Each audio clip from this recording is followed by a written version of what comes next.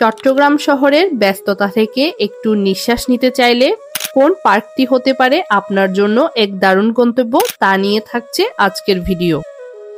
শহরের কোলাহল ব্যস্ততার মাঝে এক টুকরো প্রশান্তির নামেই হলো জাতিসংঘ পার্ক।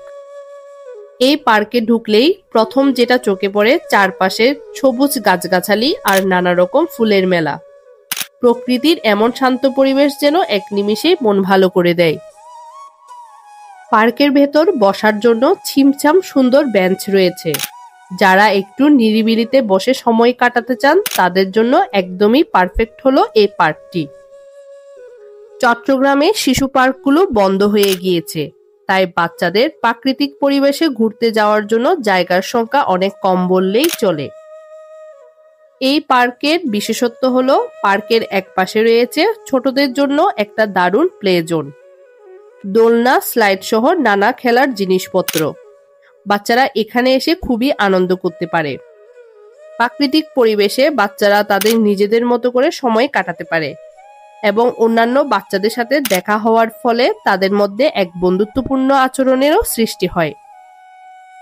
বিকেলের দিকে এখানে হাঁটতে আসেন অনেক মানুষ। কেউ আসেন পরিবার নিয়ে, বন্ধু-বান্ধব নিয়ে কিংবা একা একাও। সবাই নিজেদের মতো সময় কাটায় এই পার্কটিতে। বুধবার ব্যতীত পার্কটি সপ্তাহের প্রতিদিনই খোলা থাকে বিকাল ৩টা থেকে সন্ধ্যা ৭টা পর্যন্ত।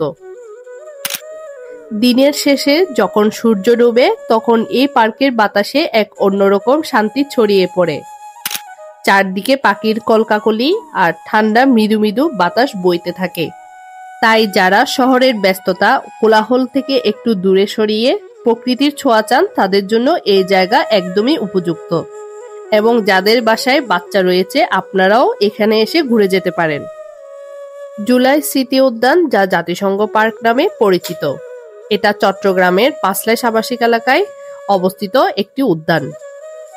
এটা ১৯৫৪ সালে পাঁচলাইশ পার্ক হিসেবে প্রতিষ্ঠিত হয়। পরবর্তীতে ২০০২ সালে চট্টগ্রাম সিটি কর্পোরেশনের মেয়র এবিএম মহিউদ্দিন চৌধুরী এটাকে জাতিসংঘ পার্ক নামকরণ করে।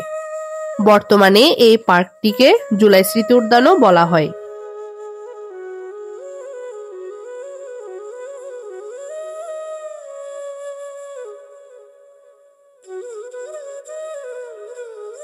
প্রাকৃতিক সৌন্দর্য, শান্ত পরিবেশ সবই যদি একসাথে পেতে চান তাহলে একবার হলেও আপনারা এই পার্ক থেকে ঘুরে আসবেন।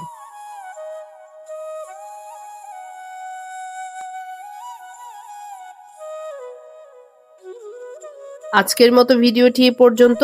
অন্য কোনো দিন নতুন কোনো ভিডিও, নতুন কোনো তথ্য নিয়ে আবারও হাজির হব। ততদিন পর্যন্ত ভালো থাকবেন। ধন্যবাদ সবাইকে।